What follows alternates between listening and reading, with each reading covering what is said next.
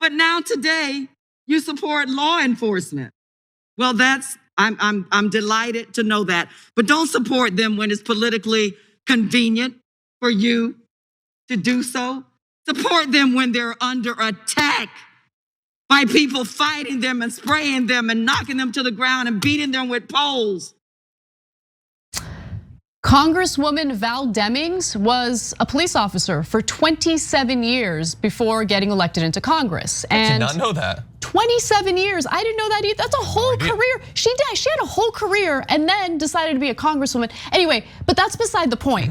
That fiery speech was in response to Jim Jordan trying to essentially minimize the seriousness and the viciousness of policing in the United States. And keep in mind, we're talking about a woman who was a police officer for 27 years, and she's speaking out against a societal ill that we're all witnessing firsthand. And so before I get to the numerous exchanges that Val Demings had with Jim Jordan, I do want to provide a little bit more context about what was happening on the House floor. So Tuesday's argument came during a debate over another piece of legislation, the COVID-19 Hate Crime Act, which seeks to address a surge in racist attacks against Asian Americans, in part by providing funding to law enforcement agencies to respond to hate crimes. Now look,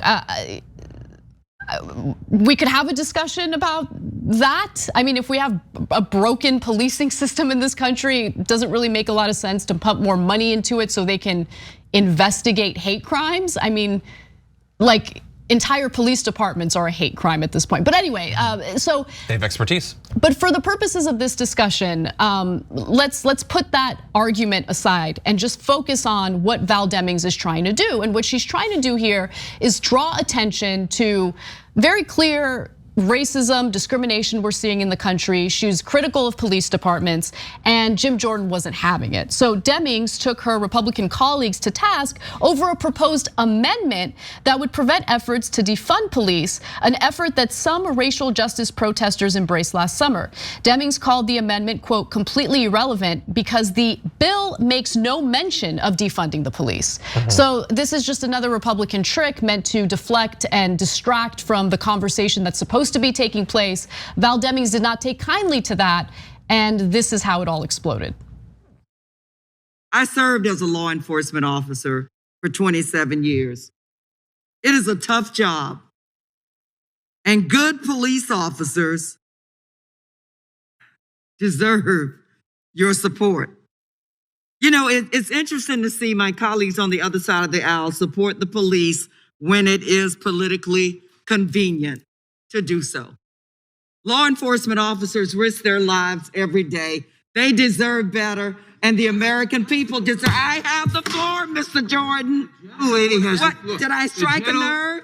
Law enforcement officers deserve better than to be utilized as pawns. And you and your colleagues should be ashamed of yourself. The gentlelady will suspend and the clock will be stopped.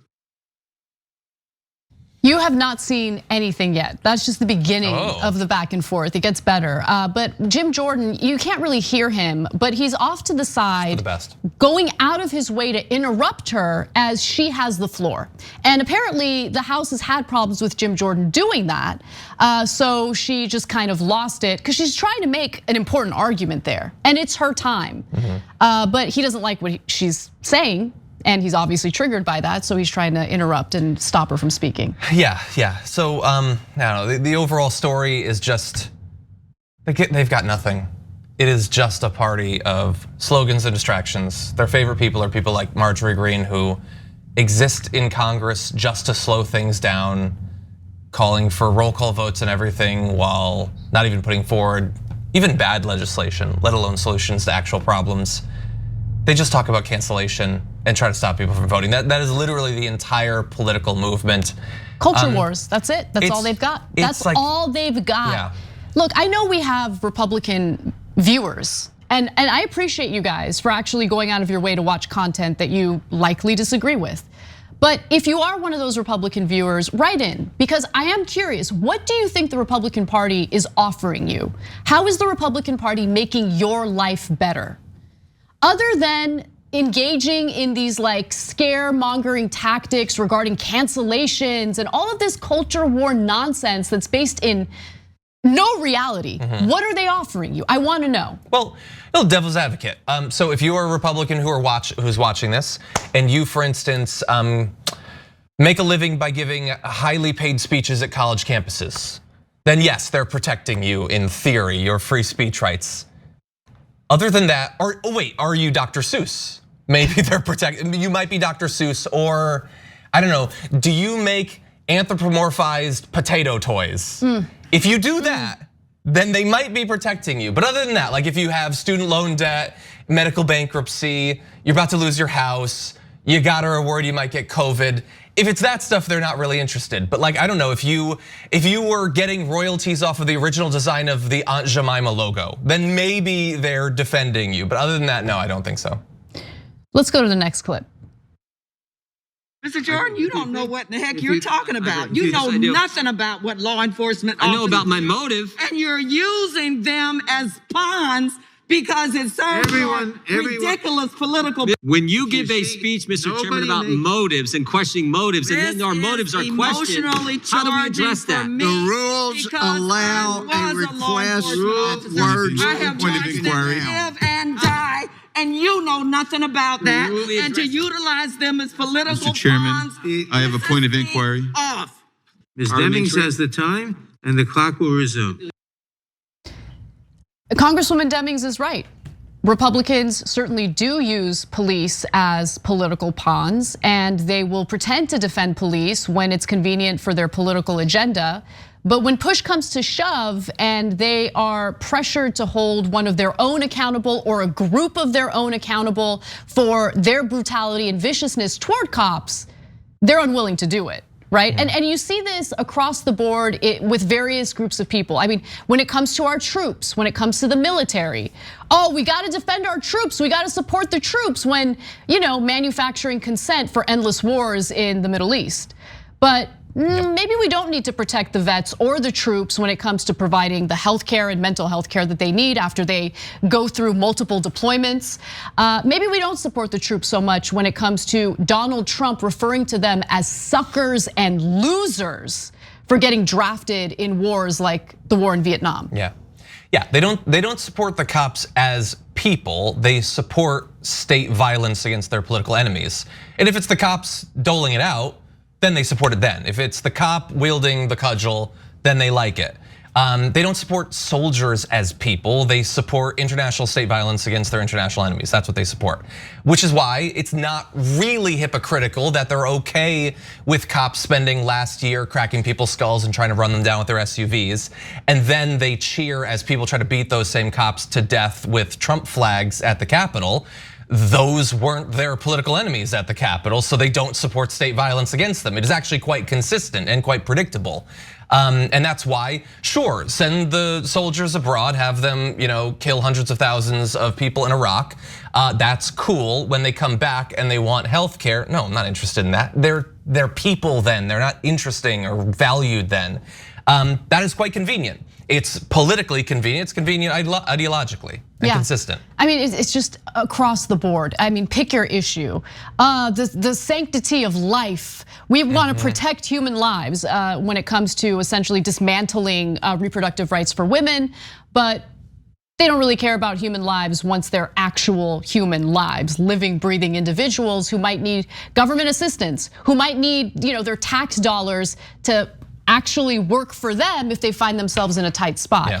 They use all sorts of people from all sorts of demographics and all sorts of professions as political pawns. And I have to be honest with you, it felt so good to finally see a Democratic lawmaker call it out for what it is. And she's not done yet. We've got one more video. Mr. Chairman, I'm glad to hear that my colleagues on the other side of the aisle are on the side of law enforcement now. Because I don't know where my colleagues on the other side of the aisle have been over the last 4 years, including on January 6th, when police officers who protect us every day were fighting for their lives because of the big lie that was told, and my colleagues on the other side of the aisle were silent. as one person after another person took the microphone and said, go down there and engage in combat, fight like hell. They used the bicycle racks as deadly missiles against the law enforcement officers that you all say you care about so much. And thank you, Mr. Cicilline, because you're absolutely right. The only person who voted to support local governments and passed legislation to support local governments that includes law enforcement were the Democratic members on this side of the aisle. That needs to happen more often on the House floor, on the Senate floor. We need to have Democrats who are willing to speak about things in a frank manner and to call out Republican shenanigans for what it really is. You know, it's just, and Cenk says this all the time, and I'm usually pretty dismissive of it, John. You know, he mentions how, you know, if corporate media is not covering something, then most people don't know, right? Sure. So there might be conservative voters out there who hear that impassioned speech from Demings and think, oh yeah, right. They don't actually support the cops in certain cases. They only do it when it fits their political agenda. Yeah, I don't know. But my point is, instead of, I feel like what we see from Democrats oftentimes is a lot of this like, I am offended theater on social media. Enough of that, Get off social media, do more of that on the House floor. Or both. Or do both, I don't exactly. care. But my point is, the reason why this is a news story today is because it doesn't happen often. That's true. You know? Yeah, and if a conservative is watching, then they might have to wonder, hey, yeah, Antifa was beating those cops. Why is Jim Jordan not angry about that? Like, make them actually think about the inconsistency. No, it was great to see it. Great to see actual passion. Also, like, you have to let her talk. Like, you can't keep interrupting. Just stay quiet. And I know it might be tough, but just like pretend that a college kid is being molested and stay quiet. You know, like you used to. He's got a lot of good experience. Exactly, it's easy. Yeah. Thanks for watching the Young Turks. Really appreciate it. Another way to show support is through YouTube memberships. You'll get to interact with us more. There's live chat emojis, badges. You've got emojis of me, Anna, John, JR. So those are super fun. But you also get playback of our exclusive member-only shows and specials right after they air. So all of that, all you gotta do is click that join button right underneath the video. Thank you.